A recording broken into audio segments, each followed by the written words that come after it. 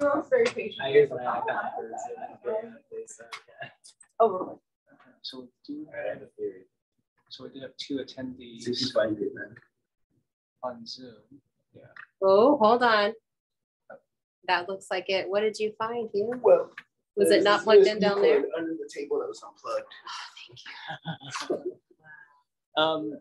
So Nina and everyone on Zoom, sorry, we're having some technical difficulty right now. So the meeting is temporarily on hold. So if you can just sit tight, thank you.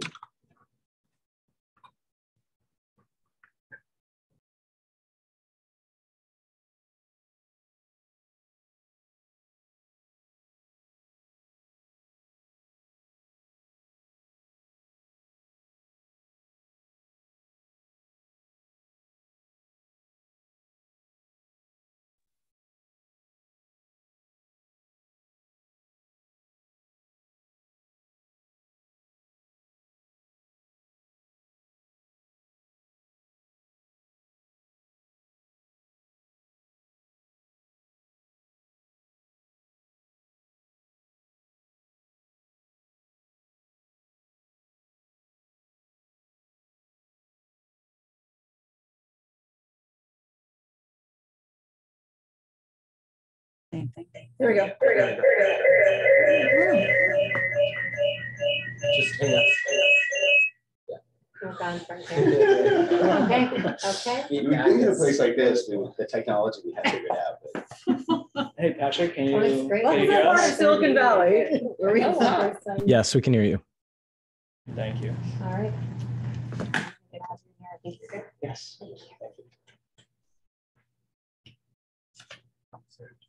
Okay, so in that case, Chair, if you can go ahead and just Yes. kickstart the meeting. Thank you.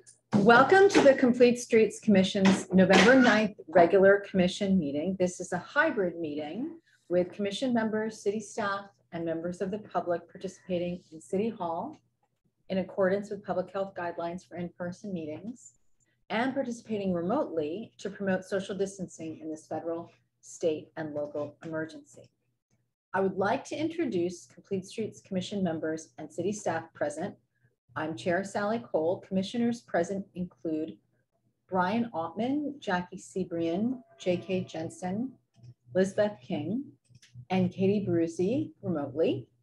Commissioners absent include Christopher Coleman. City staff present include Kevin Chen and Hugh Louch here in City Hall, and Patrick Palmer remotely. Patrick, would you please provide instructions to the commission and members of the public on how the meeting will proceed? Yes, thank you, Chair Cole. I hope you all can hear me. Great. Thank you, Chair Cole, and members of the Complete Streets Commission. Welcome everyone to the November 9th Complete Streets Commission meeting, and thank you for attending. At this time, we ask that the member of the commission joining us remotely, please remain on screen for the duration of the meeting. You will control your own webcam and microphone. Staff will engage webcam and microphone to make presentations and respond to the members of the commission.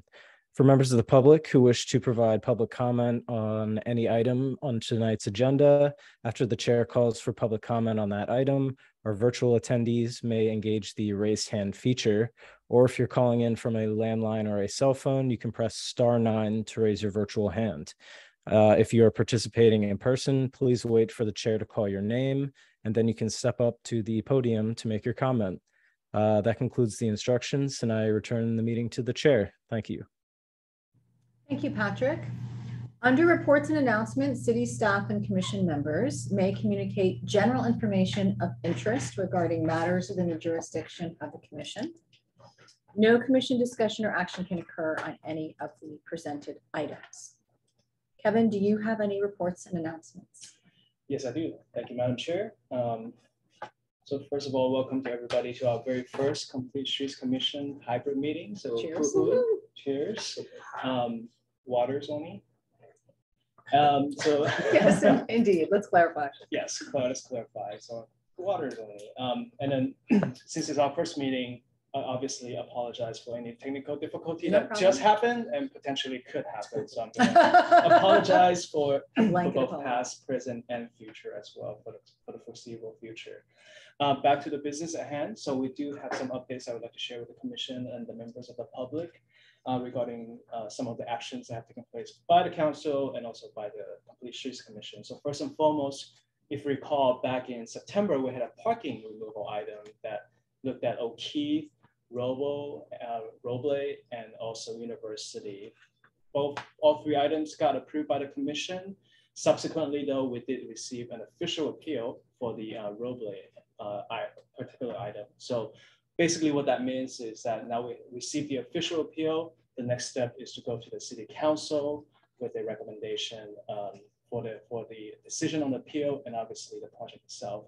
And we're tentatively aiming to go early next year for the item, given the amount of agenda items that's already in the city council's calendar for this calendar year. So stay tuned for that. Definitely will update you all as we approach with an actual meeting date. Now, to the past meetings or so, the city council approved two items that should be of interest to you. One is a addition to stop signs at multiple locations. So this is an item that you guys all know about. I do want to highlight that the key location here, we're looking at Van Buren and Ringwood, which would then become an always stop. In terms of the process right now, we are doing the necessary outreach to the public, to the general public, to solicit some additional feedback. The idea is that we will get those feedback by this, hopefully by this month, and then start the installation, if all goes well, by mid-December or so. So we should definitely see those stop signs popping up by mid-December. That's great. And then lastly, just the Middle Avenue Complete Streets project. So as you know, we went to the city council in October. Essentially, the city council bifurcated the decision. The first item is to approve the Middle Avenue traffic calming measures, as well as the temporary closure of Black Avenue. Now, as far as the parking item is concerned, which then obviously leads to the design of the bike lane, as well as the proposed mini roundabout, temporary roundabout at University and Middle, those two particular items have been deferred to a future meeting. And in terms of the timeline, we're also looking at early next year. And of course, once we have the actual date, we'll make sure to update the commission accordingly as well. So with that, I will conclude my announcements. Thank you. Do any commissioners have any questions for Kevin or anything to add? No? No? I just wanted to quickly add, Kevin and I talked about this prior to the meeting on the phone, but that I think one of the lessons learned for me, and I being very new to the commission as some of us are, is that the motions that we make as a group, as a commission, are really important because they sort of set the stage for the next series of actions. You know, whether the commission, the city council then looks at the matter and says, well, what did they recommend? They look right at the motion. So for Middle Avenue, you may recall that where we ended up as a commission was to say, we endorse, you know, some level of parking removal, and asked the staff to look into different areas of the street where it would be potentially challenging for different constituents and citizens to remove parking. And I look back on that and I almost wonder if it would have been helpful to those that follow us, like the city council, et cetera, if we had been more specific, you know, maybe had more specific recommendations. So this again is just my Monday morning quarterbacking. It's only one person's opinion, but I think what I'll try to do as chair going forward is we have a really big thing like that. Like Middle Avenue is a big project, and obviously for the city and our viewpoint is so important. It's just to really encourage everyone and give you advance notice, like take some time, go drive those streets, go look at those parking removal ideas, etc., so that we can maybe, when possible, you know, come to present to the city council a specific recommendation as we possibly can as a group. That was it. But I think that was a really important learning experience for all of us, and it's actually not done. You know, the city council will look at it, and hopefully we'll get to something that the community and the people who use the street will be happy with. So more to come on middle. All right then, well, moving on to public comment.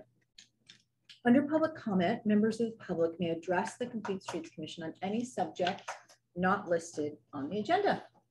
Each speaker may address the commission once under public comment for a limit of 3 minutes.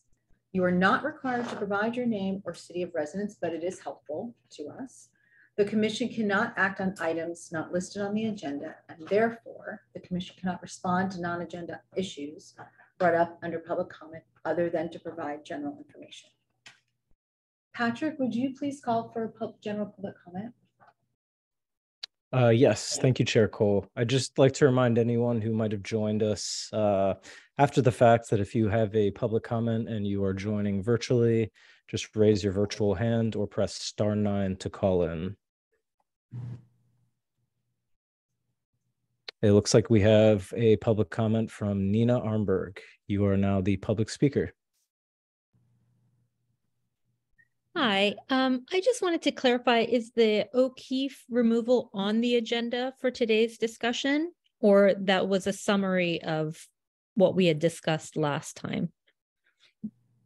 So the O'Keefe item will be part of the agenda item tonight, a little bit later on, E2. Thank you for clarifying. Thank you, Nina. Patrick, we don't have any member of the public in the room who wants to make a comment. So All right, I think that does it for public comment now. Thank you. All right. So moving on to regular business. Under regular business, the commission considers recommendations from city staff on policy matters or administrative actions that require commission approval. The first item of regular business is E1, accept the Complete Streets Commission minutes for October 12th, our last meeting, 2022. Is there any clarification from the commission before I take public comment on the minutes from our last meeting? It's easy to review because it was a really short. It was a really short meeting. Yes, that was a good, very brief one. All right, Patrick, can you please call for public comments on this item?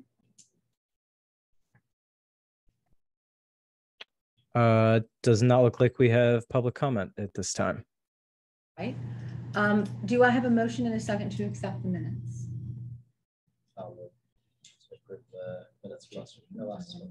Thank you, Commissioner Jensen. Thank you, Commissioner Seabrian.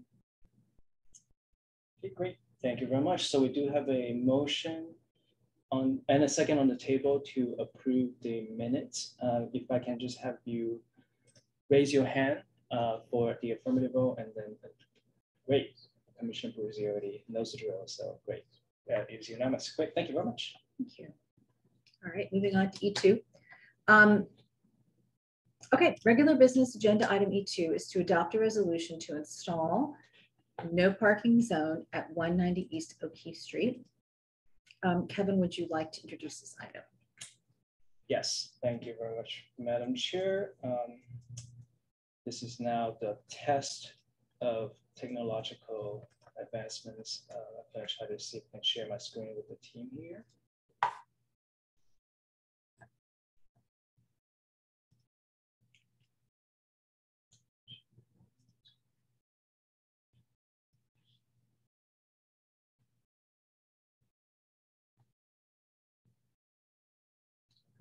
Here we go. We're seeing the presentation.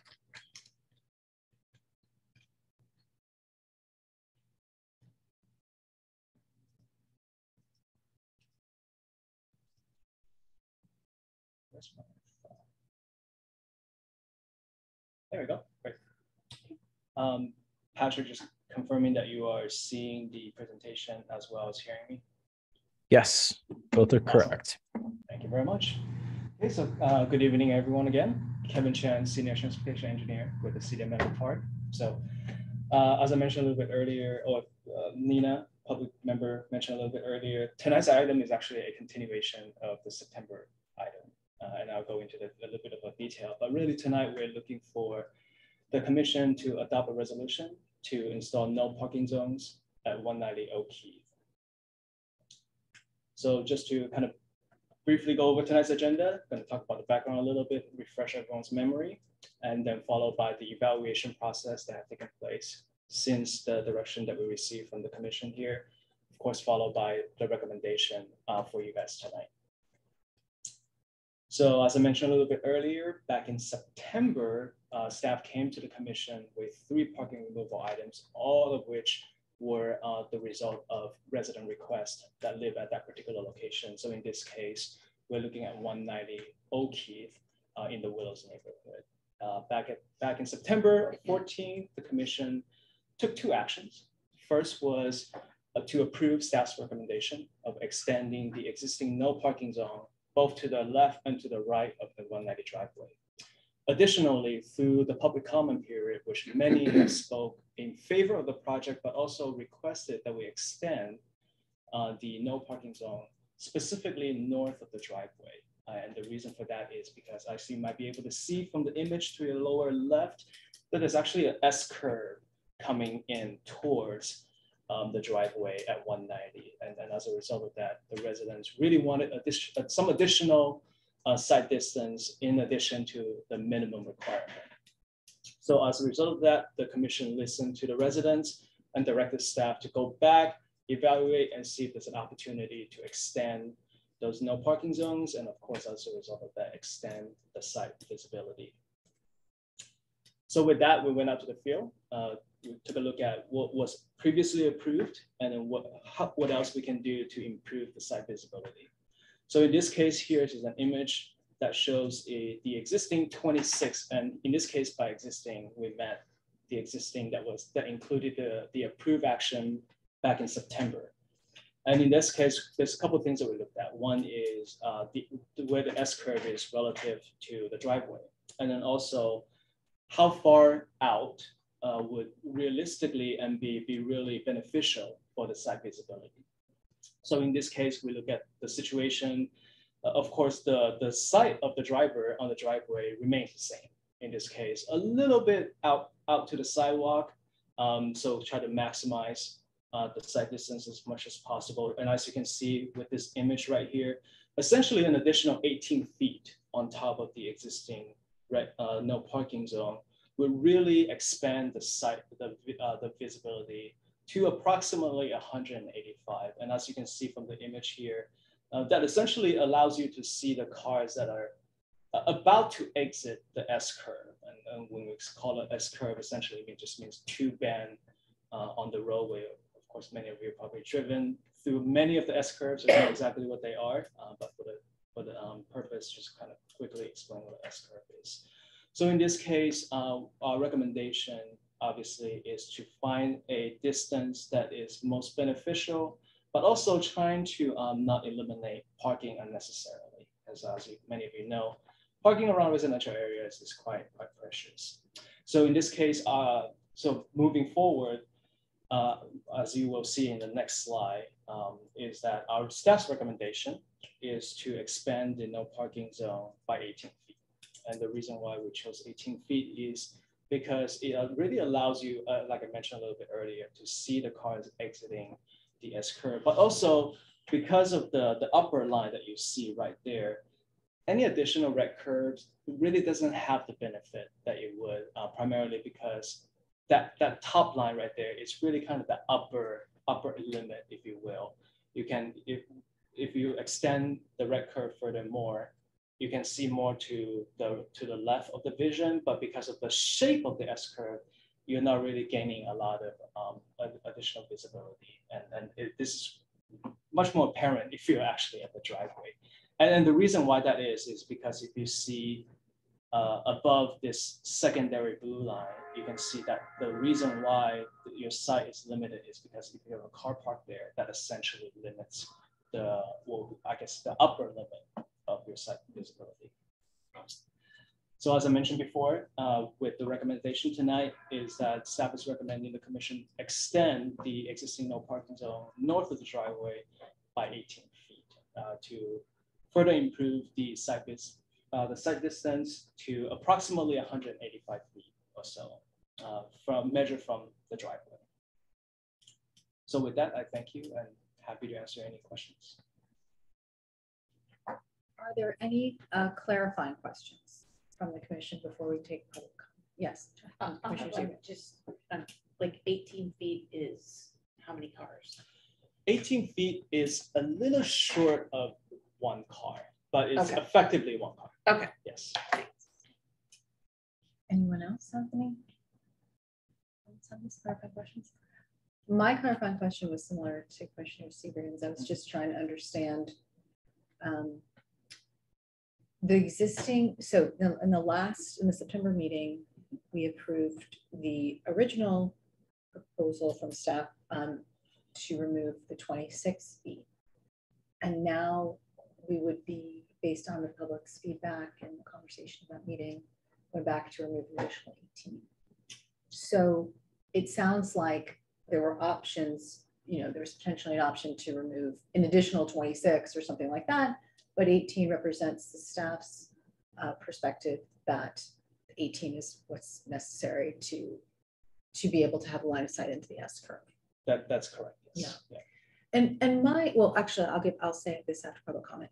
So that was my clarifying question. So there were some options and 18 was decided upon because that's the lower blue line. Is that correct? Am I looking at the right thing? And the upper blue line doesn't give you much more than the lower blue line. That's correct. So Okay. I would look at the blue lines as in what's to the left of the driver's eye Yes. point of view, and then to the right, which would be the upper. Okay. Okay. All right. Well, if we have no other clarifying questions from commissioners, Patrick, will you take public comment on this item, please? Thank you, Chair. I'd just like to add, for anyone who might have joined us remotely and would like to add a public comment, please just raise your virtual hand or press *9 if you're calling in.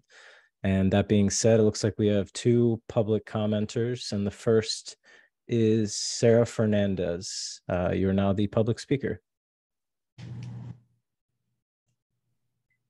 Hi, thank you very much for the opportunity to provide some comments. So first of all, I'd like to express a clarifying question. So what it is proposed now is to keep the 26 feet that were already approved for extension and add another 18 feet to that. Is that correct?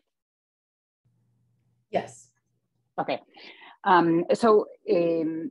My comment is, one, we were expecting to see the approved changes already implemented, and that way we could see how much of a change they actually mean for us, right? Because if you remember, one thing that we mentioned during the September meeting and something that we are trying to document extensively is that the red zones are not respected.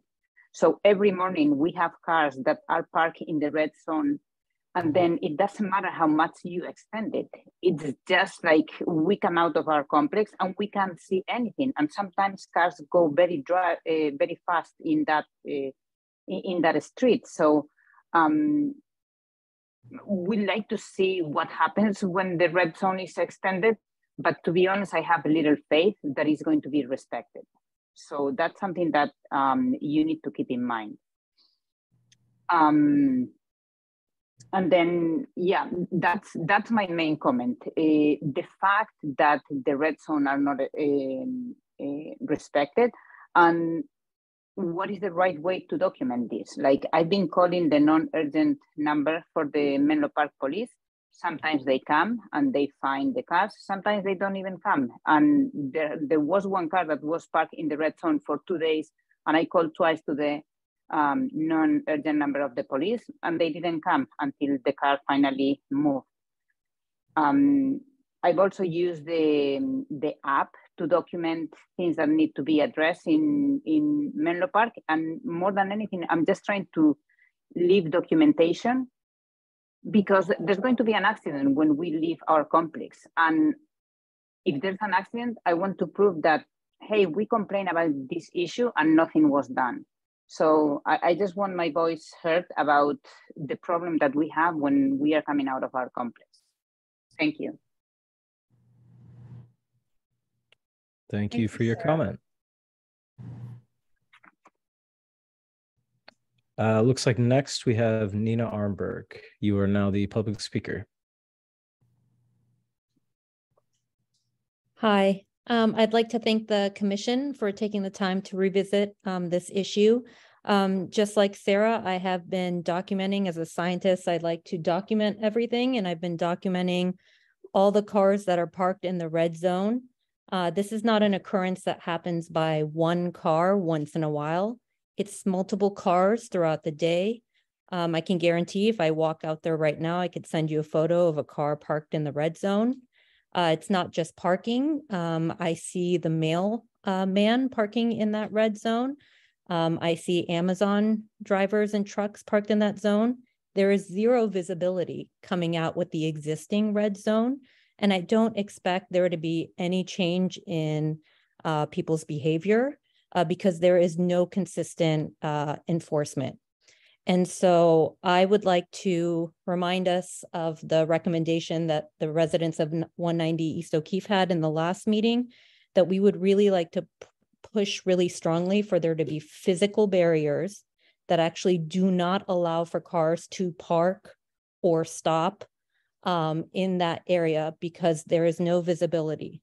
There's going to be an accident any day. And last time when we had the meeting, I had just been in a car accident around the corner, and I'm still dealing with issues around that. So every time I leave my residence, I'm worried. Am I going to get hit? Is someone going to hit me? Are my kids okay? So this is not an issue once in a while. This affects all of the residents in this neighborhood in 190 East O'Keefe. And I would really strongly urge that the commission consider putting physical barriers in addition to extending the red zone. The red zone is not respected on the street because there's no enforcement in East Palo Alto, and we are on the border of East Palo Alto. So I appreciate Sarah calling. I've documented myself and can send endless photos of various cars occupying that red zone. So thank you for the work that you've done, but please listen to our concerns regarding safety. And we'd like for these safety concerns to be addressed as soon as possible, because like I mentioned, every time we go out, morning, noon, and night, there are cars parked in the existing red zone. Thank you. Thank you for your comment. If there are any other attendees that would like to make a public comment on this issue, please just raise your virtual hand. Otherwise, I will turn the meeting back to the chair. Patrick, we don't have anyone present, a member of the public present to provide public comment. So I will ask the commissioners if they have any feedback on this staff recommendation. I can ask. So, Kevin, the public comments seem to indicate that we probably won't see a change, or may not see a change in the violation of the red zones with the extension. Do we have any data around, like, my intuition says like people are willing to violate the red zone within some margin, but not usually park right in the center of the red zone. That may be wrong for the mailman and the Amazon who are like there for a moment. But I'm curious to know if we have any data about that, where it's like being pragmatic. It's like, yeah, people are probably going to still violate it if we extend the red zone, but is there an expectation that would actually, practically, is that going to improve things, or is there not really a practical situation where that's the reality? Yeah, no, I think that's a really good question, as you asked and mentioned by the public speaker as well. So there's one thing I do want to kind of clarify first in terms of the total distance. So we're looking at 26 plus 18, but then the 26 was actually a result of 14 feet that's already out there, and then we added a 12 feet on top of that. So I just wanted to make sure that for the member of the public, because I mentioned the 26 and the 18 as if the September result already took place. So I want to clarify that.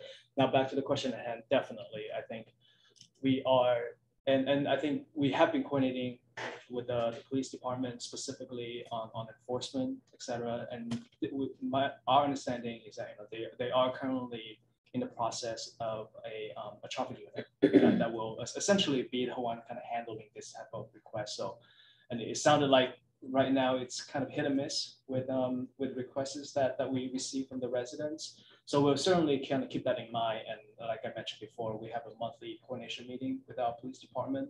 We'll make sure to mention this explicitly with them and see how we can better address this. And to the topic, so that was essentially for the enforcement side of things. And I think kind of going back to Commissioner Jensen's point, we definitely want to curtail people that are actually parking there versus your mail deliveries or your Amazons that are probably there for a few minutes and then leaving afterward. To the point about physical barriers, that is certainly something that we could potentially explore. However, there are some advantages and disadvantages, obviously, and we'll want to address that particular issue at the appropriate time. So what my recommendation is that let us coordinate with our PD and see in terms of enforcement how much longer that would take, or kind of the rate of success, if you will, and then we can kind of keep track of that. And how it's like to the point about data. Obviously, if we receive a complaint that there's a car parked out there, but no one's doing anything about that, we'll record that accordingly and keep track of that from a data standpoint as well. What's the disadvantage for barriers? Something simple or something, because it's a physical thing rather than police labor, for example. Absolutely, yeah. So there's a couple things that just kind of speaking this off the top of my head at this point. Depending on where you set the physical barrier relative to the curb, debris might start kind of accumulating, and then the street cleaning crew won't be able to get to it. The street cleaning crew, their truck size is a certain width. If you go smaller than that, obviously they can't get through. So usually when it comes to physical barriers, maintenance is our top priority. And then, the other thing that I can think of would be, with the physical barriers, obviously would be a great deterrent for cars that are there. But for the UPS, et cetera, they probably would just be right in front of it rather than pulling over right now. So that would probably be another advantage I can think of, right? But maintenance is usually one of the main top. So it's kind of a trade-off, maintenance versus safety. Right, exactly. Well, that's a tough one. Right, yeah. Well, it's not necessarily a tough one. I think safety is the number one thing that we want to see. Yeah. That's why my recommendation right now is, it sounds like there's certainly an enforcement issue. Let us explore that first, see how we can improve that better. And then if the improvement is just not there, that's when we start exploring the physical barrier. Could there be an alternative like the armadillos, the turtles, where it's not a large physical barrier, the street maintenance could still get through, it's beyond the red painted curbs, right, and would probably deter residents? Yep. So that would be one of the things that we would explore as well. You're right. The kind of what we call the armadillo turtle. Yeah, it's certainly, if you've seen those, it's essentially kind of the half of an egg shape. It's wide enough to be seen, but low enough that a cleaning truck will be able to kind of get through. So yeah, that's certainly something that we'll be exploring when we get to that, when and if we get to that stage. So the proposal is to try the PD as a trial, right? For how long? I wouldn't necessarily call it a trial. I would just say let us have that conversation first, I see. and then just kind of go from there. Yeah, I'm not necessarily saying that we'll wait 6 months and then see what happens in terms of the enforcement rate, but rather what I'm saying is just let us have that conversation first, and then see how they feel about the situation and in terms of the rate of enforcement, and then we'll go from there. And then get back to the folks on the call. Yeah, absolutely. Yeah, and with Nina and everyone else on the call, my contact is on the actually, I don't think it is Kevin Chen. So you can go to the city website, search for my name. It's really easy. You can get my email and then just send me an email. I'm more than happy to follow up. Has the city ever installed those large mirrors directly across the driveway so they could see the blind turn and who's coming? That's a great question. So as far as I know, we have not. However, we are looking into doing that for Ringwood and Van Buren. So that would be our first location. So if the residents think that that could be of benefit to them, we can certainly have that conversation as well. We want to be careful where we install the mirror to be, one, most effective, but two, not becoming a obstruction in of itself as well. So, yeah. So my comment on this is that I think we could have made more progress on this issue since the last time it was discussed. I remember that the last time this was discussed, Kevin, you mentioned that your staff has a monthly meeting with police. So I'm sure there are many competing priorities, but it appears to me that there wasn't already an opportunity to have brought that up with them. And we did have a lot of public comment on this item in September. And I think that the people who live in that apartment complex invested a lot of time in that meeting, really, sort of strenuously trying to express that there were speed issues in this S-curve, and there were definitely enforcement issues. And I think we committed to them at that point that we would talk to police about that. So can you, I'm a bit at a loss because I think I would have assumed that would have happened. No, yeah. So we have talked to them already. We have a monthly meeting, so we have talked to them. I think by the next step of conversation is really more about getting an update on the recruitment process on their end, and also just kind of get a better understanding of kind of the enforcement side of things before we move forward to the physical barriers. So, but we have had a conversation. Okay, that's great to hear. Yeah. I appreciate your telling us that. I think for me though, if the improvements to enforcement from the police side are just simply, we will like be more responsive if we get a call, which is okay, that's one option, rather than, we or some sort of, traffic enforcement unit will drive by, right, and keep an eye on this. That's two very different things, because these folks, on the call and before, it seems like we're putting the burden on them to flag a lack of respect for red curbs rather than, someone trying to go by regularly and see if that's the case. So I personally come out on this that given that we've heard from a number of residents before, and they all were very unanimous in saying that they were concerned about enforcement and concerned about speed.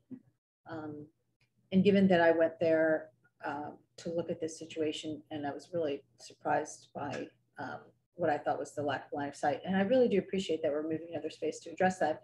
I do really want to voice my concern that removing the space in of itself is really, and not addressing the enforcement issue. And I don't want that to go unaddressed. So I guess my feeling is I don't quite understand why we wouldn't move to, I would be in support, let's put it this way, I would be in support of installation of some sort of physical barrier to parking, whether it's what Commissioner King recommended or bollards, or I'm not sure what.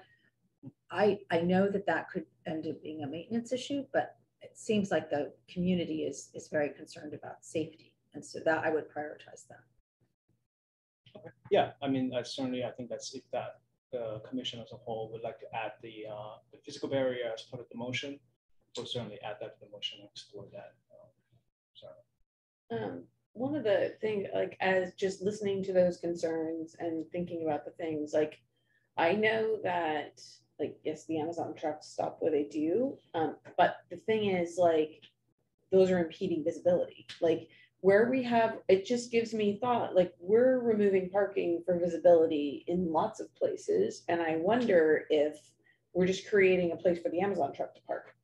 And if that's the case, like, then how do we label those as like visibility red curves? And whether it's that we install these leg things or whatever it is. So that's like one thing is, I think we need to, if we're putting in a red curve for visibility, we need to, like, if it's not one Amazon truck, it's going to be a different Amazon truck, right? Like in an apartment complex, there's a steady flow of vehicles that drop stuff off and Uber drivers. And so I think if we want visibility there, like we can't just pretend like that will work. So I agree with putting a barrier in to the extent that we can add to the motion that we think that there need to be some sort of regular enforcement of those red curbs, because that's, you know, so that is my opinion on that, where I would side. And then going forward, it does make me think that we need to consider sort of loading zones when we plan for multi-unit things, because living near an apartment complex on a 2-lane road where you can't really park, I'll tell you that those Uber drivers stop wherever they feel like, and Amazon drivers. And I think we just need to recognize that that is kind of the future. So while we might not need to plan as much parking, we need a loading zone where people aren't parked, but that Amazon can stop and drop stuff off and everyone doesn't have to go around. So that's just like forward thinking. That's a need for the future. Yeah, I mean, that's a motion, but you know. You know, I'll chime in on that, because when they removed parking on Santa Cruz, I know we've talked about that a lot, but I do live in Santa Cruz. I'm amazed how many times, well, there was a lot of construction in the house next door to me, but all the construction trucks, whether they were electrical or the paint guy or the flooring guy or whatever, would just go whoop, right in the bike lane. And even if there was a space in the parking in the, person's driveway, and just go in, I'll be like, hello, you're parking in a bike lane, like Kip's bike coming down, could you please park in the driveway? And they'd be like, oh, no, please, no, we're just construction, not gonna be here for a long time. And you're thinking, we're gonna be here all day, you know? So like, so much for the old, like, not gonna be here for a while. So I mean, this is a very big deal and goes beyond this discussion, but like, yes, I would imagine it's really hard for the city to indicate through signage or paint or whatever, like, no, never, you know, or no, sometimes. Like, these are tough issues. I'm not saying that this is an easy fix. In the case of this particular parking removal, you know, I was in my mind, I was thinking, do we talk to the guy, or excuse me, the owner, whoever it is, of the apartment building, and ask if the Postal Service and Amazon or whomever can have some sort of access, because it's gated. I mean, when I was there, at least, I believe it was gated, right? Can they have some access to like pull into the thing? Can they press the code and whatever, pull into the thing, and the code only operates certain times? I'm not sure.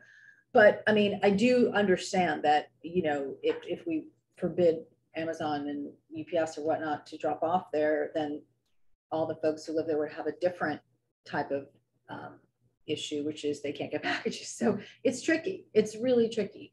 But for me, I think you know, I just come out as very sympathetic to the folks who are feeling anxious about, you know, taking a step like removing additional parking, which I truly appreciate stepping back and looking at that.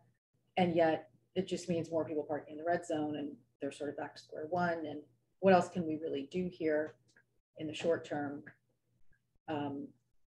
to enforce not parking there? I personally think it would be more consistent and controllable to enforce with some sort of physical element. Sorry.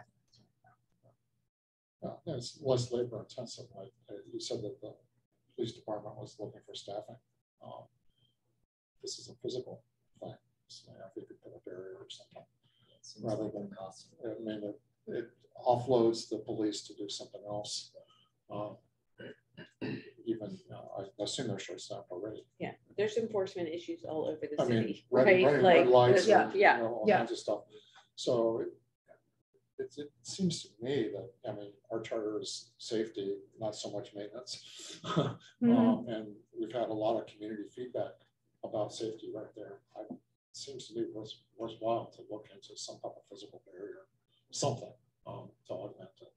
I wanted to ask how much of I'm looking at the Google Map image of the sidewalk or landscaping from the end of the street in toward the apartment complex on both sides does the city have access to do or consider the mirror alternative for those who are going to continue to violate a red zone? Right. So the because mirror you know being, we want to just get as much visibility as quickly as possible without delay and trials and tribulations. If the police come, if they don't, if this armadillo type turtle or bollard may or may not work, why not just do something that we know will enhance the visibility quickly? Yeah, I think from a kind of quote unquote right of way standpoint, you know, I don't think that would be an issue for the mirror. And typically, would it go to the right, therefore to see to the left, or would it go across the street? Well, we're probably given kind of the uniqueness of the situation. If this is a route that we want to go to, we will most likely be out in the field. Yeah. To be honest with you. I'm And just then curious kinda, if right, like, yeah, exactly. not, Kind of optimize the angle. And Okay. again, we want to be consistent or be considerate about kind of providing that benefit while not creating an, basically kind of I guess a impact that we are foreseeing or unforeseen impact in a way. But I think we hear loud and clear that there is kind of that desire to do so, and we'll explore that certainly. Yeah. Is it time to make a motion yet? Sure, let's make a motion. Jackie, you want to? Oh, I totally do. Because I get to say armadillo. I get to like make a motion with armadillos. Like, of course. I think that we should move to remove, like, red zone the extra 18 feet and explore putting some armadillos. It's a physical thing to keep parkers there and re-up the request for some enforcement on a kind of regular basis. It's also a really great opportunity to slow traffic down. Nothing slows traffic down like cops driving down the street. That's true. Limit. Can I add on that? My concern with the armadillos is still that the ends up truck will drive over it. Can we also accompany that with collecting information from the police department about like violations within those existing armadillo zones? Is it actually going to do the job, right? Like, or do we need something bigger? Do we need the bigger baller to whatnot? Right. I think it's like we want to be certain that if we're going to do the installation, we want to, it's going to do the trick, right? So evaluating different methods, physical barriers, including armadillos and bollards, with the goal of effective prevention of parking, to prevent parking. how about also enhancing visibility with the mirrors? Yes. Yes, that's a good long Right. motion. Yeah, I like that. Do you want to restate it? We can all help you. Yes. So I move that we add the extra 18 feet of red curb and explore some physical barriers to prevent parking in those spaces, along with explore some alternatives to increase visibility in ways that don't include red curbing. And also request that the police department make some regular visits to check for compliance. Yeah, this seems to be a sensitive zone. Okay, do we have a second? Second, I'll second that. Great. So we do have a motion and motion and a second on the table. I noted everything here, so I'm not going to repeat myself. Thank you. Sorry, I just realized that we haven't looked to Commissioner Bruzzi. I know your hand's not up, but I want to make sure that you are. Thank you, Kevin. I should have done that. You are okay with the discussion so far? I am really enjoying not dominating the discussion tonight. Oh, there you go. Kick back. It's super. Y'all are doing great.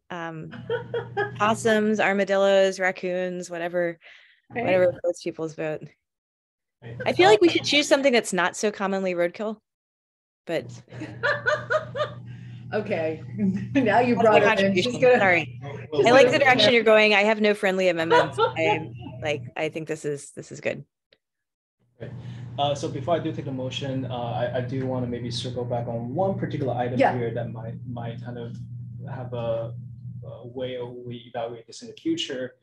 Commissioner Sabourin talked about potentially exploring loading zones, which in of itself does require staff to come back to, depending on sort of the scope of it all, to come to the commission or city council. Is this something that, and we're not looking for a motion, so to speak, but it's more of a general consensus. That's something that we want to kind of explore every time we receive similar requests, just as a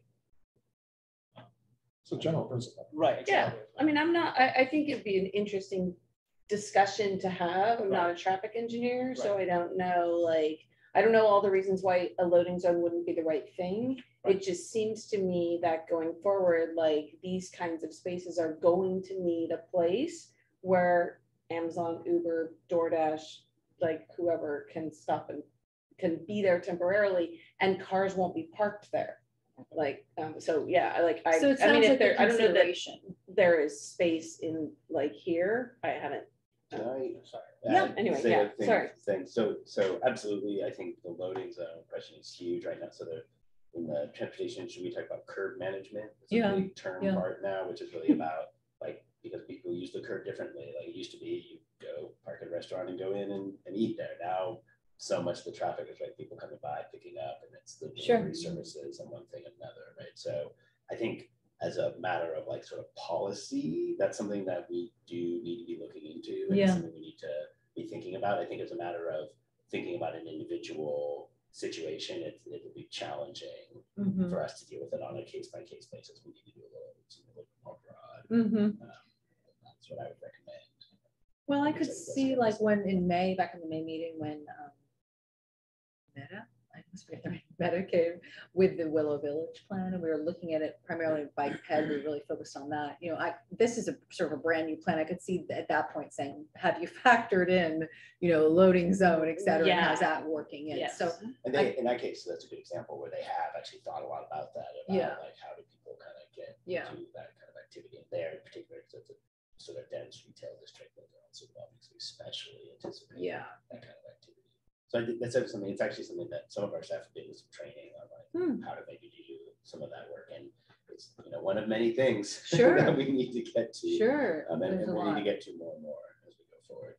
But as Kevin says, it's actually quite complicated from a municipal code standpoint to install a loading zone. It's not something you can remove parking, but you couldn't create a loading zone. So. Well, I would definitely say that, like, as projects come forward, that I would super love to hear what their curb management plan is. We will ask. Ask the question. It's a good question. So if you can have a vote in this case, again, we have a motion and a second on the table. So Commissioner President, if you would like to vote yes, please raise your hand. And Commissioner Peruzzi, great, unanimous. Thank you very much. Well, before we move on, I'll just say, you know, Kevin, I really appreciate your and the staff's thoughtfulness and, you know, visiting the site and really mapping it out for us and seeing what would work for the residents. And I think this particular, sharing a lesson for me, was this particular parking removal request. I realized when time allows, how critical it can be to actually go and look in person. It really shows you the experience of residents, and when folks have time, I think that's really helpful to our conversation.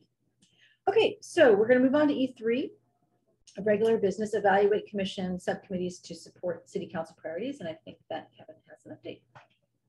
Great, thank you, Madam Chair. So I do have a kind of just informational slide here that I want to put up as we continue the conversation on this week.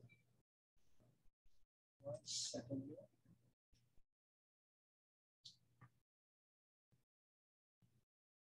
Oh, yes.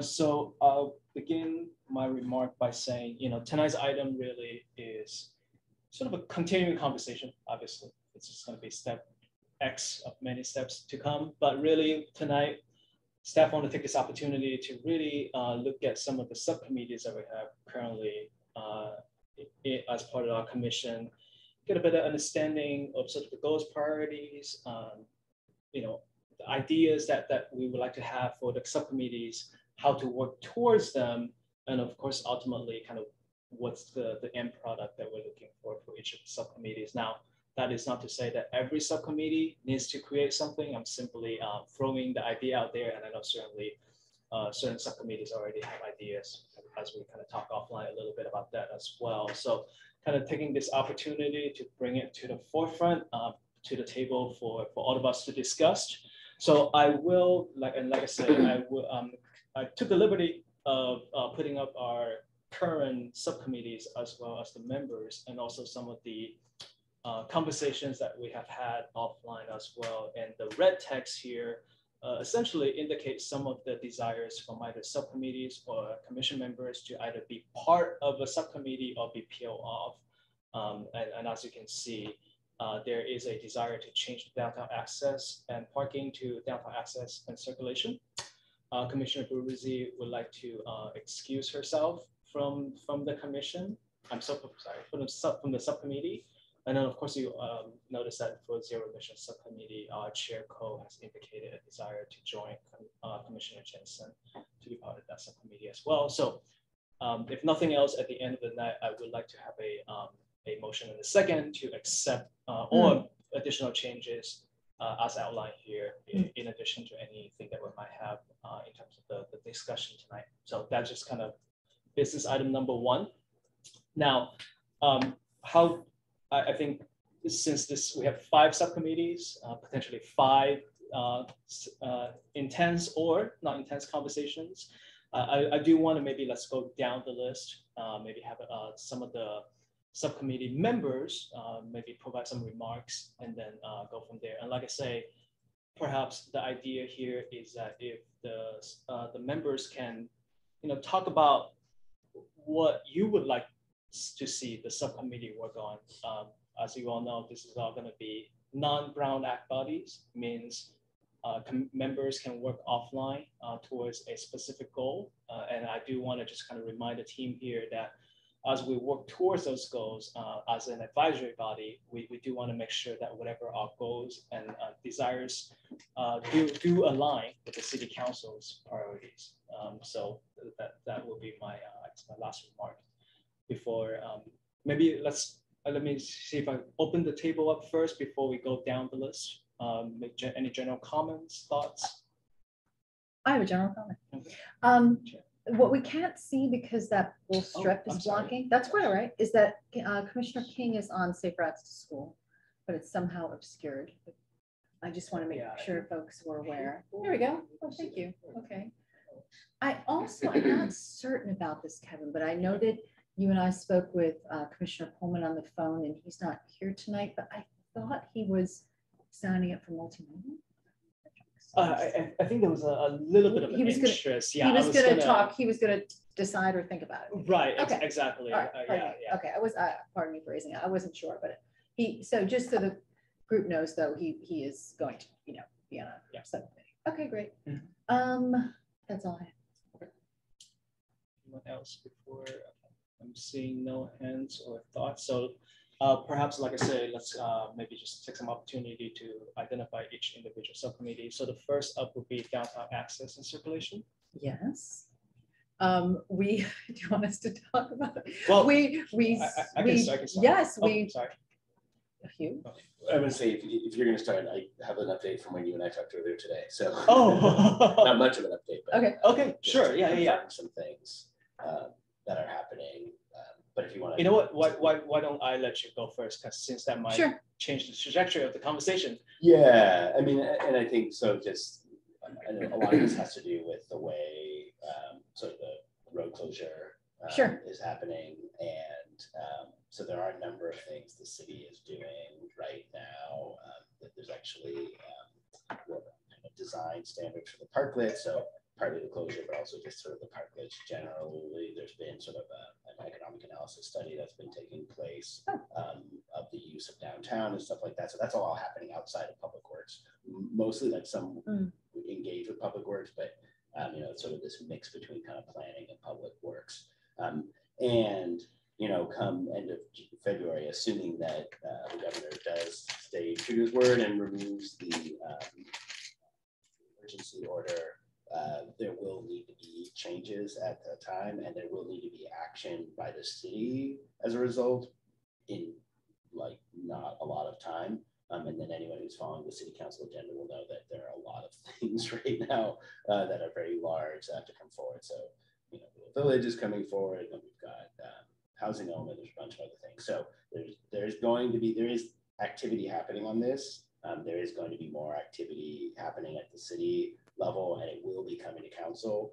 I think the ability to formally involve Complete Streets is probably pretty limited at this stage, but I think that what we can do as staff is make sure that we're keeping you up to date with what we know. There's nothing to report specifically right now, but we will certainly, every month that we have information, make sure we bring forward information and keep everybody sort of aware of when sort of various decisions are going to be taking place at the council or coming forward to council for discussion. As part of that, creating a vision of how downtown should work. Yeah, I'm talking about like the kind of short-term actions that need to happen, but then thinking more broadly about, what is downtown, what's it going to look like in the future. That's a much bigger question, I would say, and that's not going to get resolved in the short term. Okay, yeah, right, but but certainly not in the short term. So I think Commissioner Altman and I'm going to kind of try to speak for both of us, but correct me when I'm wrong. I think that we, like all of us, want to be useful and work on things that have impact and et cetera. And when we talked about this subcommittee, that was one of the reasons why we took parking off, because it wasn't a hot topic in the short term. So we thought, okay, what's really important? And obviously circulation and this idea of those parklets and if they're going to stay, et cetera, et cetera. Yeah. So understood that that is probably more, it makes more sense for that to be certainly owned by the Planning Commission. Well, it won't even go to Planning Commission. It'll go straight to City Council. Okay. Because the understood. views on that is very short, unfortunately. Okay. They have to make a decision. That's helpful. Yeah. That's helpful. Yeah. I mean, it would be fantastic, I think, if this commission could have potentially at a meeting, have on the agenda to take a look at a plan and maybe discuss bike ped or circulation, just give our viewpoint on it. That would really be appreciated. But I think that maybe like Commissioner Allman and I will probably watch this pretty closely. And if it's not worthy of a whole subcommittee or something on this commission, we have other priorities that we've discussed that we might create a subcommittee. You know what I mean? So we don't want to just have that up there because it's been up there. Yeah. We want to say, if there's something that this commission can look at and comment on in a timely way that'd be helpful to the council, we'd like to, with regard to removing parklets or keeping parklets. And aside from that, if it's not something that's really a priority, that we can, move on from it. Perhaps we can leave it just like that. Absolutely. Just say, look, if something comes up. Yeah, no, absolutely. And like I said, we can definitely make sure that the information is flowing. And, again, there are a lot of very short-term things that have to happen in the city right now. This is one of them. And so, all of these things deserve more attention than they're getting. Yeah, I know, I do understand. I mean, it's interesting when we had that May meeting and we looked at Willow Village, I remember that was the moment for me where it was clarified that, okay, our commission's role here is to comment. We don't have any approval authority around what they do with the bike ped stuff, but I do think that the voices expressed at the meeting around, reconsideration of the bike ped things seem to have been hugely successful, influential, right? Yeah. So I think that it would be great if we had that moment here. Absolutely, okay. Right. Okay. And so that moment might have to be you going to City Council. Yeah. Okay. All right. Which you can do this individually. Right? I'll have to keep an eye on that one. All right. So that would be my only comment on that. Great. Yeah. And just to reiterate, that was very helpful. Thank you. Thanks for being here as well. Yeah, just reiterate kind of Hugh's point is that you as a commission, obviously, residents of Menlo Park, therefore you can make comments as residents as well. And, and that is one of the reasons why we would try to keep you apprised of any planning commission, city council meetings that have items that might be of interest to you, right? So not just your capacity as a commissioner, but also your capacity as a resident to go and speak about those topics that are passionate to you, your own opinion as well. So definitely don't want to lose sight of that. Just because items can't come to the commission doesn't mean you cannot go there and speak as a resident. Right, and I genuinely, I think we all really appreciate, Kevin, that you send us like the items on the city council agenda that have to do with matters on our jurisdiction. I think one of the things I would say to everyone is just we're learning so much. In every meeting, we learn something about how to look at streets and how to make them complete or how to make them safe. And so never feel that your opinion might not be completely authoritative or expert or anything else, because I think we're really building a lot of expertise in the commission. So. Absolutely, yes. Okay. So with that, just maybe make sure that Commissioner Bruzzi doesn't have anything to say about downtown before. Okay, I see. Great. No, I'm good. Awesome, great. So moving forward, we have multimodal metric. I think this one's a little bit interesting. I think it could take on many forms. Obviously, I think the original idea behind it was really to make sure that most besides cars are being examined in a more careful manner. And I think from an industry standpoint, it's certainly like the industry, like the transportation world, that's definitely been the case for the past I don't know, 5 years or so. Well, for sure more than 5, but very much accelerated within the last 5 to 10 years. And I think with the improvements around the city, you can certainly see that not just the Menlo Park, but Bay Area as a whole is putting a lot of resources into multimodal, meaning travel modes beyond just cars. So with that, the idea with this subcommittee was really to explore how we can better leverage the city's power. In this case, relative to more so about developers, how we can leverage our power to make sure that the developers are looking at this in a more effective manner, and how we can leverage them to provide those necessary improvements as they come in and put up redevelop an area, or maybe develop an area that is currently vacant, right? So. And then certainly, like I say, it does take on many forms. And my understanding is that Commissioner Altman and Commissioner Peruzzi have had conversation with city staff about that before. So, certainly now at this point, I will open it up to the commissioner to see if there's anything else that you would like to add. If not, I feel like this is probably something that we'll just kind of continue to move forward, make sure that when there's an opportunity for the city to really leverage our power to get those improvements in, that we do so accordingly. But it's more of a broader topic, really. Katie, I don't have anything to add to that. I don't either, actually. Is it the type of, sorry, I don't want to go too late, but is this the type of topic that lends itself well to subcommittee focus? I think that's a question that I wrestle with, but again, I don't really, I'm sorry, this is where I really am showing my newness, is that I don't know. I share that. So I want to take it and define it to a task level. Maybe this is what you're saying. Yeah. What's going to be done by when to help out, and so is it an area of interest? Okay, I think we had the same conversation, right? This is just an area of interest. Okay, just let it be a standing committee, or is there an actual task? We had that conversation, I think, last week.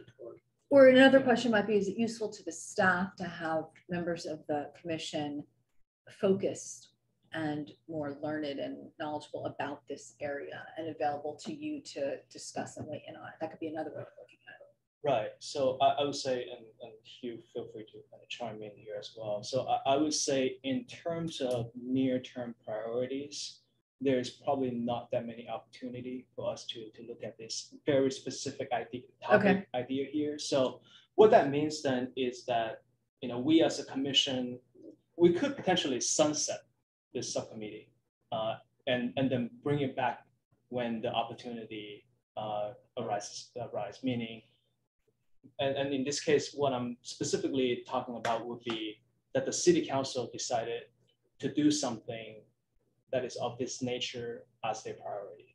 Because right now, when staff looking at the city council's priority for the next year or so, we don't quite see anything that really is in line with this particular topic. Let's put it that way. And again, Hugh, feel free to correct me if I'm wrong. So a couple of ways we can do about this would be, we kind of keep this as is, but more of a very passive, if you will. Like back burner. Exactly, meaning probably not a lot of activity by the subcommittee in this case, or we can just go ahead and sunset it and then wait until the opportunity arises and then regroup, because it's really easy for us to create subcommittees, to be honest. Yeah. Let me try a different spin on it, maybe. Yeah. Rather, it be an area that we focus on, and then we consciously drive things for more metrics. Right. Like we say, one of the roles of the commission is to exploit metrics, and that our role within this, maybe worded differently, is to help ensure that things are looked from a quantitative point of view where possible. Right. And then we could take that on as a kind of a standing task. Say, that's an area of interest to drive to multimodal metrics, but drive it and say, look, that's an active role that we participate in. And whenever there's a presentation made to us, we kind of critique it from a metric point of view. Yeah. No, I think that certainly could be a possibility. I think one thing I will say to that is we most likely will probably want to have an offline conversation about exactly what that means in terms of that sounds productive. The end product. Because there are quite a few ways, I just off the top of my head, quite a few ways that we can kind of look into this. Sure. So, So it sounds like maybe there is a desire to at least kind of keep it for now. Let's see how else we can address the topic, maybe from a different point of view, and then we can have that conversation offline. Yeah, I think so. And then I don't know if it's multimodal as much as, if I'm hearing Commissioner Allman correctly, it sounds like it's about measurement. Yeah, measurement. So measurement and metrics. So it sounds like a conversation could take place. And we can certainly change the name if necessary at at that time to maybe reflect more kind of the goals of the subcommittee. Okay. Great. So moving on to the Safe Route to School program subcommittee, I think this is probably one that is pretty well defined in terms of subcommittees. Yes. We do have a Safe Route to School program, which is essentially the origin of the subcommittee to begin with. And I know Commissioner Peruzzi and Cyprian have been sort of the champion of that realm as well. So, and just for everyone's benefit, we did receive a city council action for this subcommittee, which is to evaluate the program and provide recommendation accordingly. And we have had a meeting offline with staff and the subcommittee on this particular topic already. And I think generally there's an understanding in terms of what needs to be done within the next year or so to satisfy that requirement. And at this point, it's just a matter of moving those steps forward and making sure that we kind of hit almost like the milestones that are necessary. So, and with that being said, basically just for everyone's benefit, the next step really is we are in the process as part of the Safe Route to School program. Actually, they have this survey that they conduct with stakeholders, and this is kind of like I don't know if it's an annual survey. I believe it's an annual survey. So what we're trying to do is we're trying to leverage that survey to see if we can potentially expand that a little bit more and use that as an opportunity to solicit feedback about the program itself. So those are things that we're looking to do in the next early next year or so. So, and I think at the last meeting, at least our understanding and ours, meaning staff and the subcommittee members, is that from now until we have that survey for the members to really hone into the program itself, right? Learn about the program, learn about the goals, etc. And then once we have those feedback, then we can kind of reconvene and really talk about the effectiveness of the program as it currently constructed and how we can, make it better or maybe just keep it as is. Right? Yeah, I think you had mentioned that. That's resonating with me. I think you had mentioned that the subcommittee could help or contribute, play a role in evaluating the program, which seems really important. So that's pretty straightforward. Okay. So move. Oh, I'm sorry. Yeah, I think that is pretty much my understanding of what we're doing next. Okay, great. So moving forward, we have the Transportation Master Plan Implementation Subcommittee.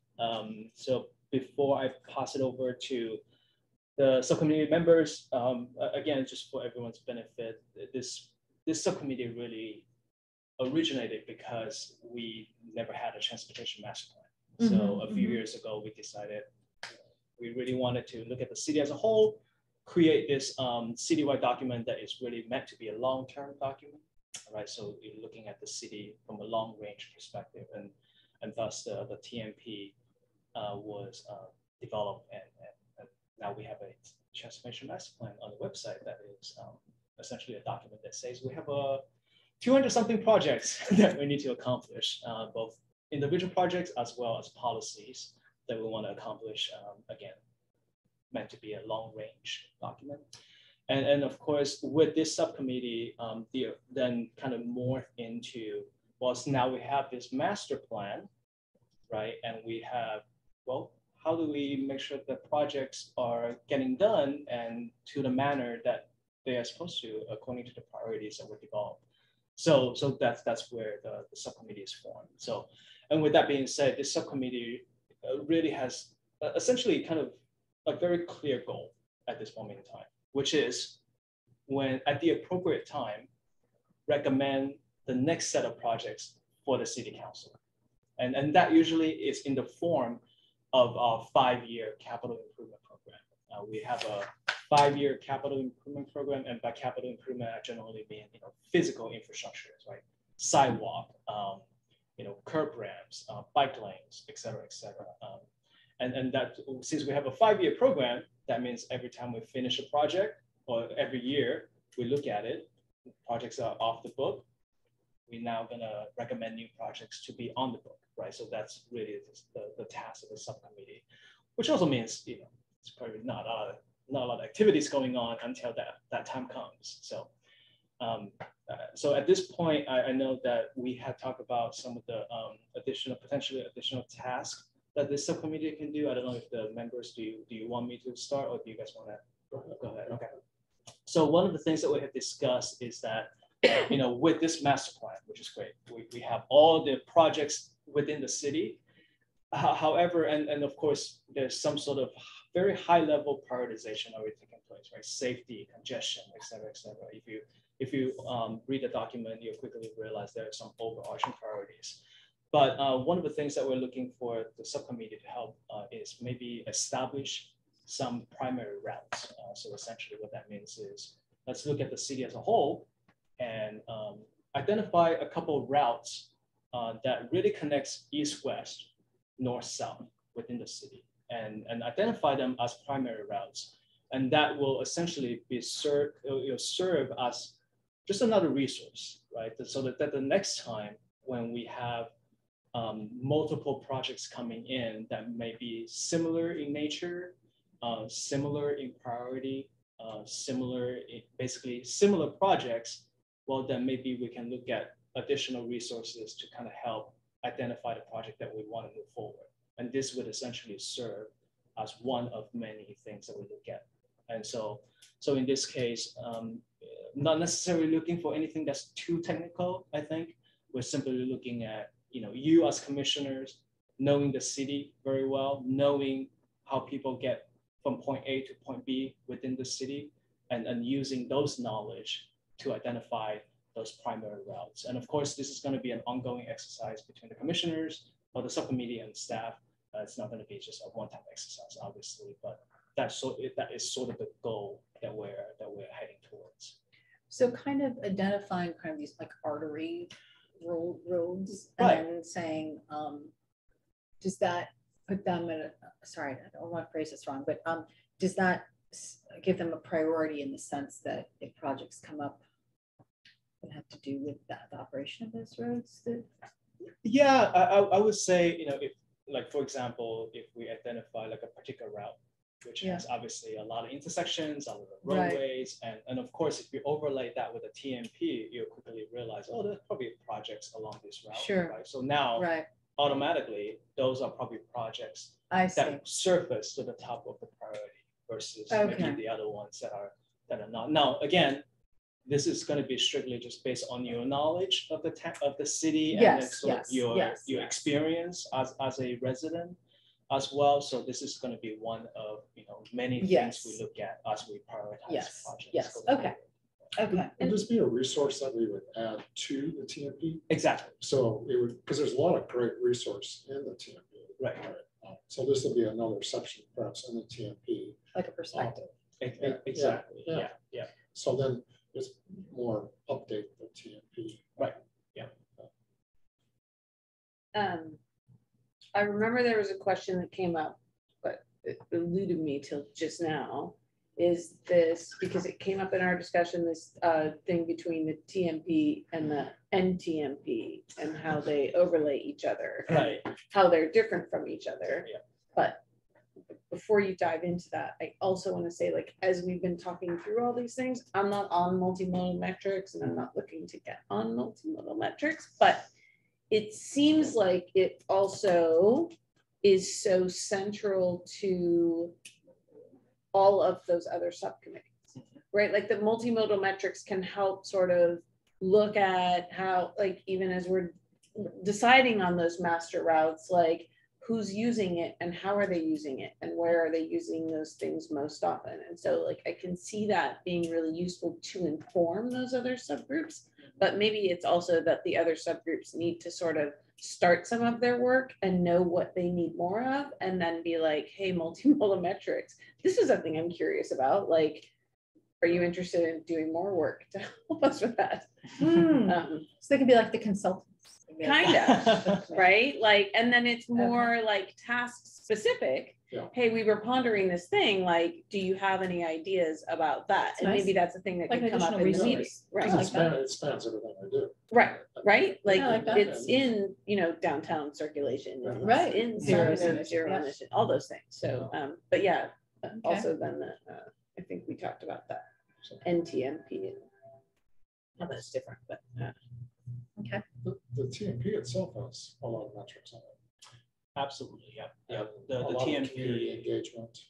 yeah, and I would say that was one of the primary engagement factors, was identifying those very high level priorities that really kind of drives the projects that we recommend, which ultimately got approved, but also not quite from a numeric standpoint, but just more from a conceptual standpoint, which project would really kind of surface to the top versus the others, right? I mean, obviously we're not talking about like a 1, 2, 3, 4, 5 kind of system, but more just exactly some indicators. Yeah. But it could be like a project rises to the top for safety and a variety of other reasons, but because it's on a primary route, projects that are not as high prioritized might find themselves getting done sooner because they're in the row of like this other giant problem. Right. And so that might sort of. Yeah, no, exactly. And one of the things that we as staff, we do is whenever we look at,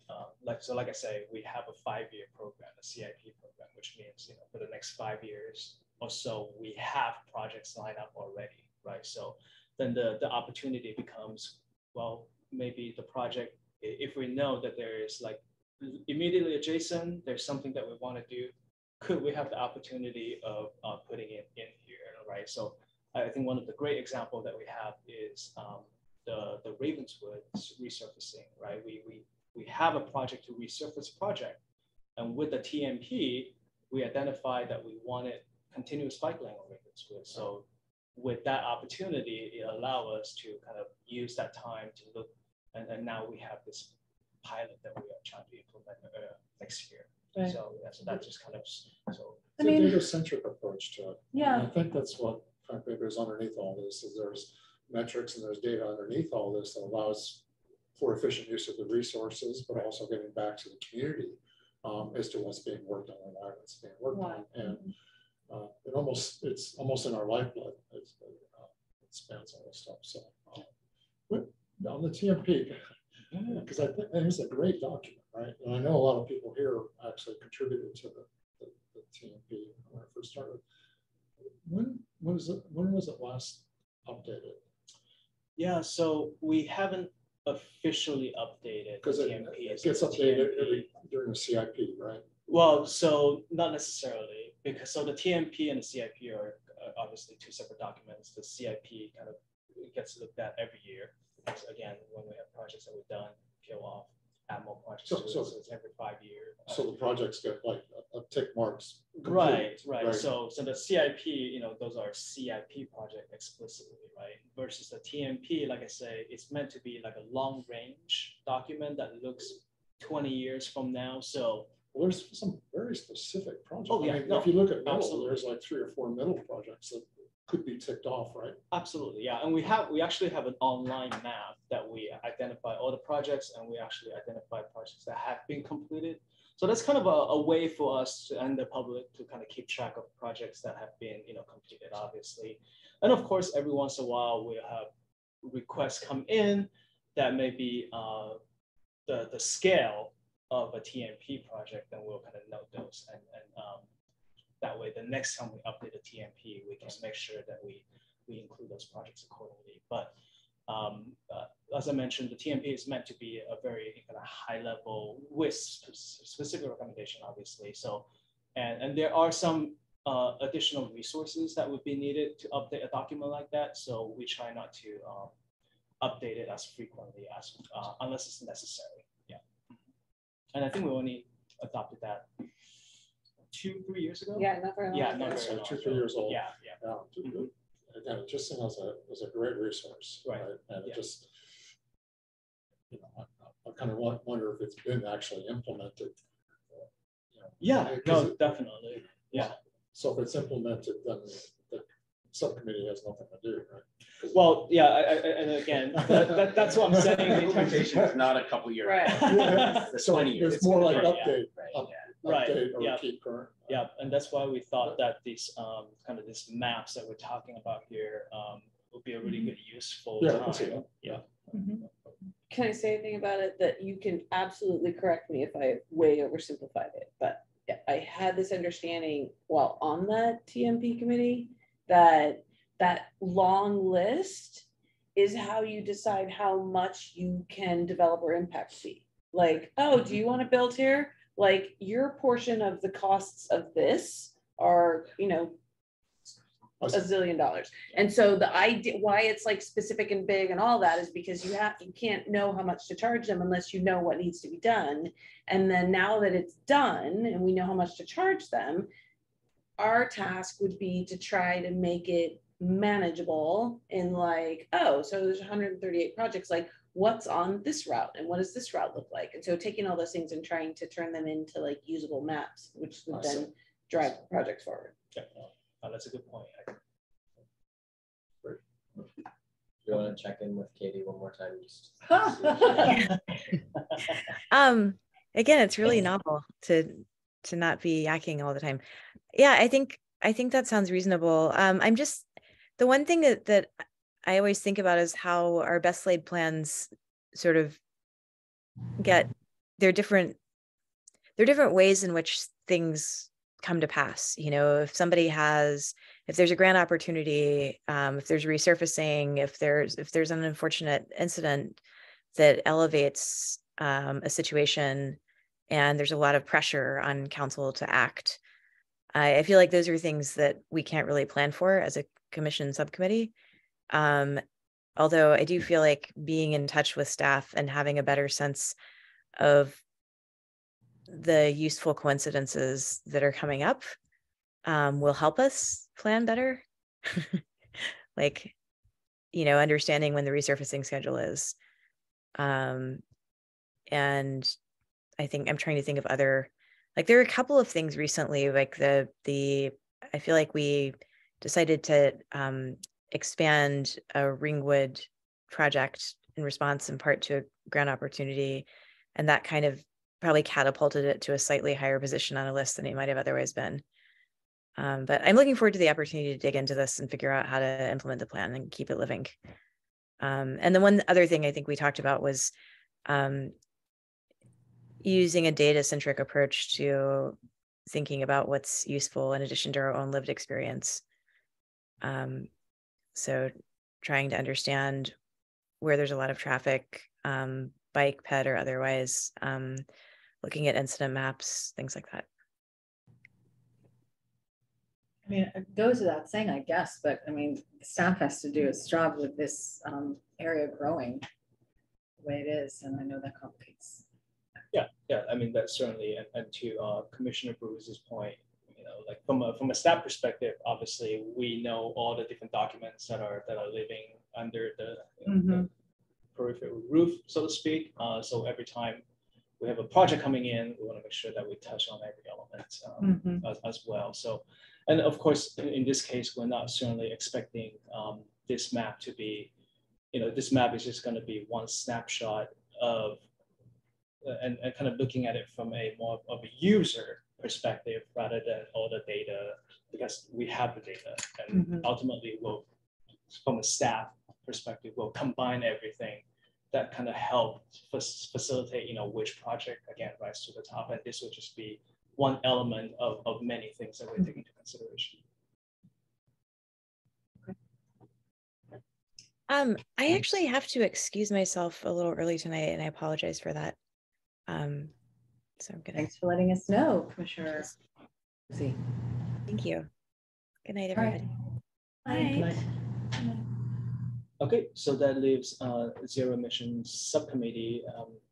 So perhaps I know this one is a little bit unique because it used to be zero emission, climate action, and then we kind of combined it all. And then of course we have a climate action plan. The city has a climate action plan, obviously. And I know for a while, and not just this subcommittee, but previous incarnation of this subcommittee have been wanting to do some citywide policies on e-scooters, e-bike, et cetera. So perhaps letting Commissioner Jensen kind of talk about that a little bit. I know that you and we with Chair Cole had a conversation about this as well in terms of where the priority lies from a city council perspective, and unfortunately that is not yet similar to some of the other subcommittees that we're talking about. There isn't a city council priority that really aligns, at least in the near term. So I guess I'll just open it up and see if the two of you would like to, again, there's multiple ways to go about this. We can, explore other things that we can do, or we can just sunset this subcommittee and then bring it back at the appropriate time. Yeah. So just to speak to the thing in specific matter that you talked about with like the e-scooter e-bike thing, I think that you hit it right on the nose. It's like, yeah, it's clear that it's not a city priority at this point, and we essentially agreed to take a more passive role in collecting information, watching the policy development in nearby areas, staying in the loop, reporting back on that as we go, and at some point when the city decides that we're kind of at that stage of growth or where we're at, then we're ready with a plan in place that's like here's how it's been implemented in the surrounding cities or nearby areas, and what policies have worked, what policies haven't worked, and kind of letting them be our guinea pigs so that we can come with a plan rather than having to develop a plan when we decide that's relevant. So I'm totally fine with that. It was more of a passion project kind of side thing for me anyway, and I'm not like, I don't think that it's the priority on the city's docket fits fine with my investment thus far, which has not been immensely huge, so I think that's okay. And then on the other hand, Commissioner Cole and I had talked about like the kind of collaboration with Transportation Master Plan Subcommittee and the work that they're doing, because a lot of the climate related or zero emission related action items that relate to the CSC, like the Complete Streets Commission, are actually fall under the Transportation Master Plan as well. So that was a great aha moment in our meeting. Yeah, it was good. With Kevin, where the climate action plan, I don't remember which one of you noticed this, but the climate action plan had that statement that one of the goals was that the TMP identify, the bike routes, and if they were sort of visible, like pet routes, whatever, visible and well signed, whatever it was, that there be this sort of known and distinct network. And so one of the things that Commissioner Jensen and I kind of jumped on was, oh, okay, well, if the TMP Master Plan Implementation Subcommittee wants us to get involved with them, we can take a look at that, just assess or evaluate or whatever, what those routes are, sort of just dig into it, educate ourselves, like what are those routes, and are they visible and well known, et cetera, et cetera. So we thought that might be one angle. I think we were going to talk about that early next year, but we liked that angle. Yeah, I think there's certainly an opportunity there, and it sounded like maybe once we have those maps, whatever form that they ultimately become, that maybe is step one of many other steps that other subcommittees can take and then use that as sort of the base for whatever activity that they want to do. Yeah. So it sounds like, I think it's like we say for now, we're not sunsetting the subcommittee, but we're saying we're taking a backseat like some of the other discussions we've had. Yeah, I think that's really, that makes sense. Yeah. Okay. Great. So with that, I think maybe just before I ask for a motion, any final thoughts or anything like that? If not, I can make a motion to approve the changes that commissioners and Kevin have discussed regarding naming the subcommittees, the priorities of subcommittees, and the different membership. Great. Great.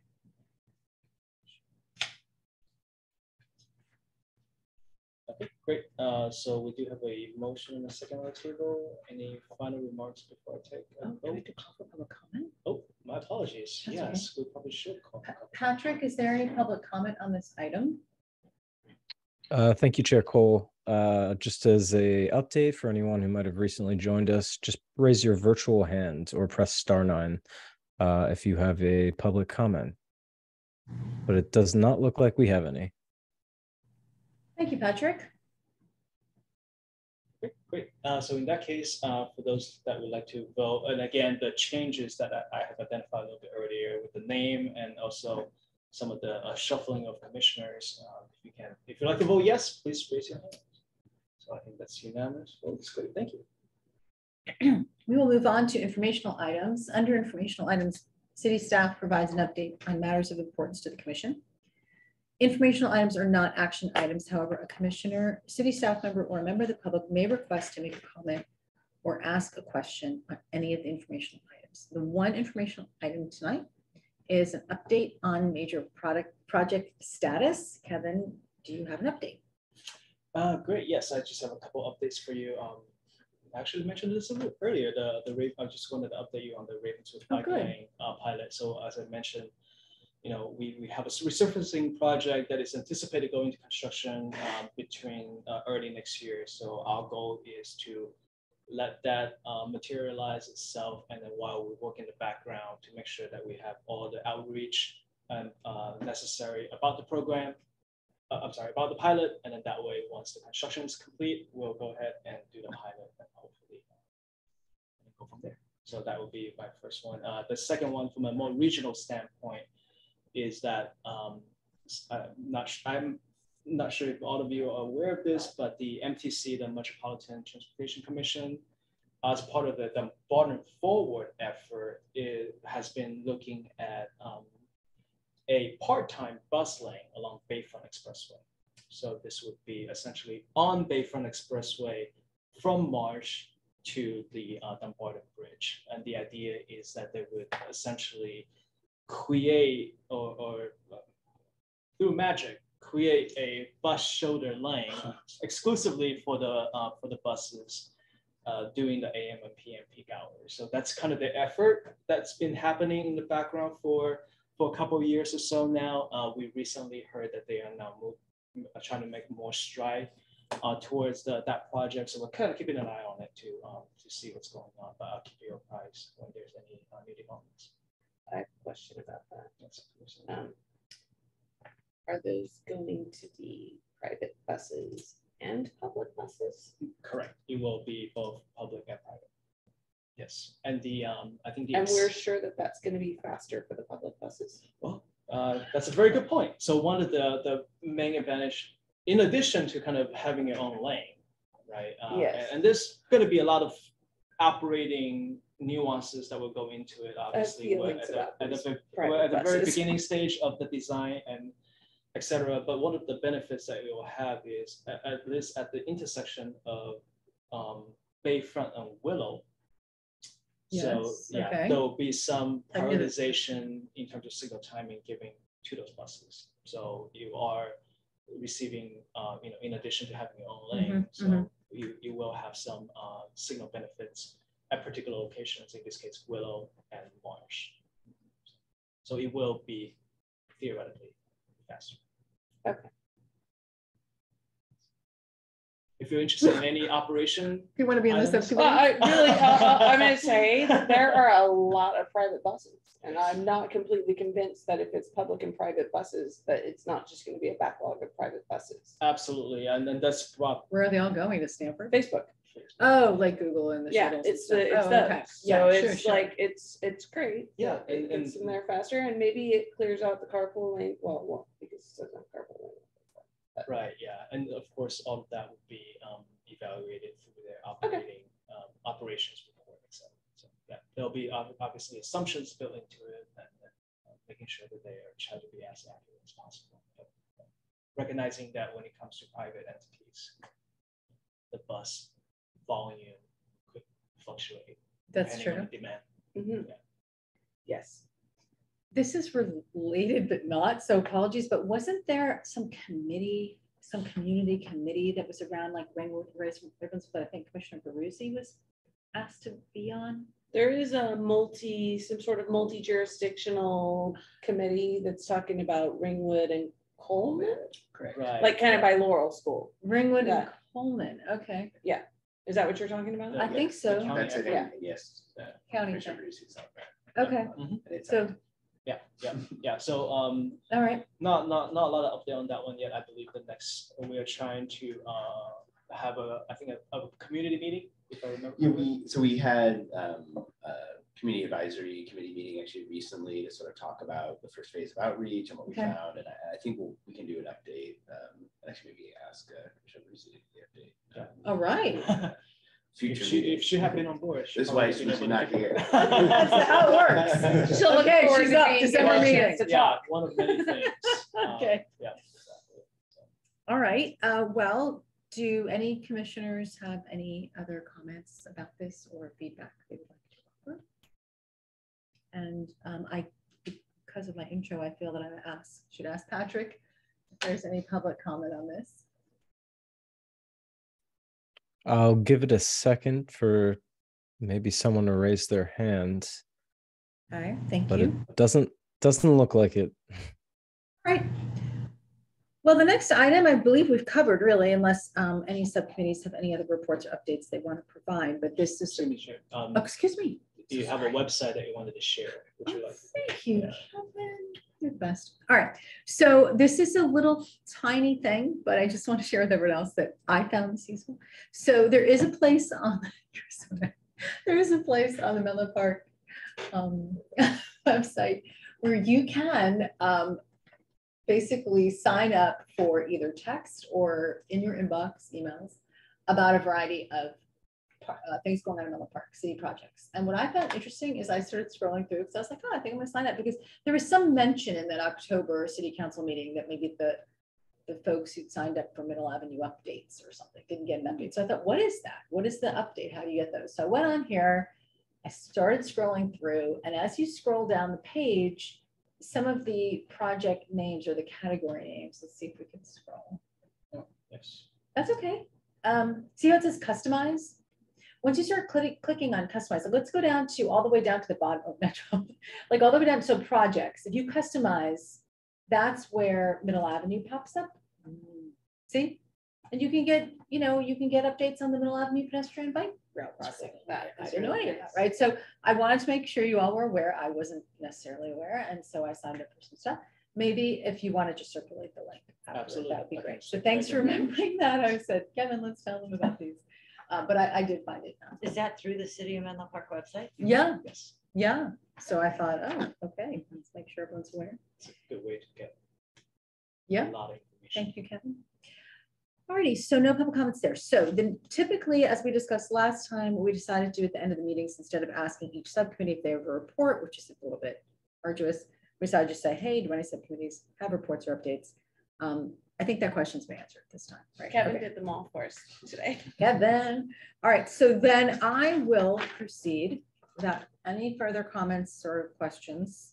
I'm going to proceed to adjourn our meeting, the November 9th Complete Streets Commission meeting at 8:21 p.m. And I want to thank everyone, all the commissioners and all the staff for your attendance and your time, and our celebrity guest, Hugh, for the night. Thank you. Thanks so much, Patrick, for your help, and Kevin, thanks so much for everything you provided tonight. All right, everyone, that's it. Good night, everyone. Yes. Thank you. Okay. Bye.